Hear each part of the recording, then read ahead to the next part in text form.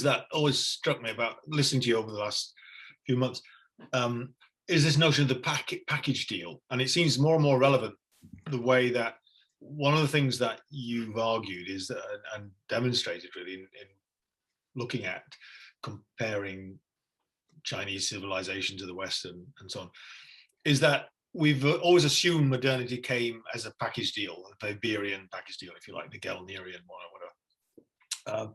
But what you've demonstrated is that actually you can pick and choose, that you can pull the package deal apart in some respects. Now, it seems to me that there's a lot of scope, therefore, for working, if you like, on the issues from, if you like, the Western modernity model and the Eastern modernity model and any other modernity model, Islamic one or whatever it is, without having to take the whole package. You take the best and discard the rest. Is that an approach that you think is feasible, or do you think there's a realistic way of actually modeling that, so that we could actually find ways of where America could save itself, basing itself on its basic civilization, the tenets of its civilization, in the way that China seems to be lifting things from the West, but integrating it within its Eastern and Chinese culture? Well, I think that's a fruitful way of looking at it, because in a way that's another feature of our world, which is that we now live in, certainly in Britain and growingly in many parts of the world, in societies which are filled with discrepant subcultures, which are in many respects different from each other, and they're having to live together. And so, for example, take a very trivial example, when I came to Cambridge, the only kind of food you could get was fish and chips and English Sunday lunches, that sort of thing, English menu. Now, if you go through Cambridge, of course, it's filled with Chinese and Indian and Greek and whatever restaurants. So we now combine our traditional English food, such as it is, with all sorts of foodstuffs from around the world. And the same would be true with all sorts of our cultural habits. So we have got to live in a world where we mix and match things together. And there are difficulties and frictions on the borders about clothing or anything, but we've got to do that. We've also got to live in a world where people can be assured that they won't lose their deeper identity by adopting new and altering certain things. We have learned that hugely. I mean, the amount of progress, for example, in race relations or in gender relations or in class relations over the last 30, 40 years is amazing. I mean, people now just take, on the whole, things like homosexuality or gay marriages or whatever, just, and marriages, interracial marriages, as just, normal. Whereas 30, 40 years ago, it was really out of the question, if not illegal. So we have done it in many ways, but this is going to continue at an advanced pace, because what you've got to assure people is that they can keep what has been gained from modernity, because I don't want to give the impression that modernity was a dreadful disaster, because we'll be talking about the hidden injuries of modernity. But if you compare the modern world post Adam Smith with what went before, there's been huge gains as a result of science and technology and better social systems, so that many, many, many more people are much happier. The romantic view that people in peasant societies or before the 18th century lived a cozy and happy life is obviously nonsense. The dreadful burden of hard work and illness and violence, much of it has been brushed away. So modernity has given us a great deal. And part of its package for us is our own identities.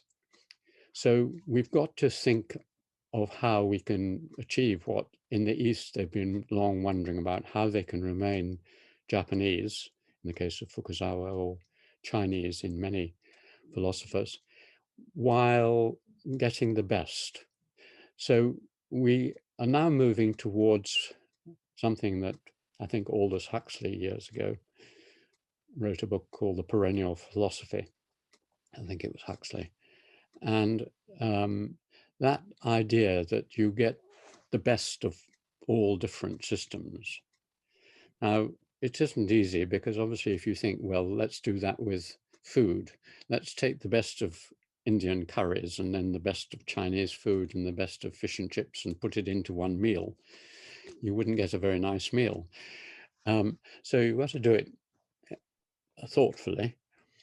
But there is, I think probably the way to think about it is that what you do is you take what you think needs some adjustment, like our political system, and then you look at alternatives and you see where they are doing things better and where there might be improvements you could make by learning from other examples. Because what you tend to do is get locked into the history of your own technology.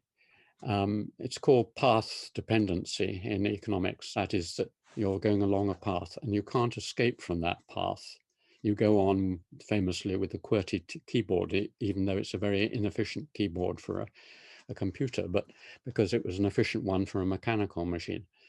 So path dependency means you are locked in to a certain extent, but you can make the very large leaps and innovations and even inventions if you get right outside your own system, at least temporarily, for a temporary period, and look at drastic alternatives.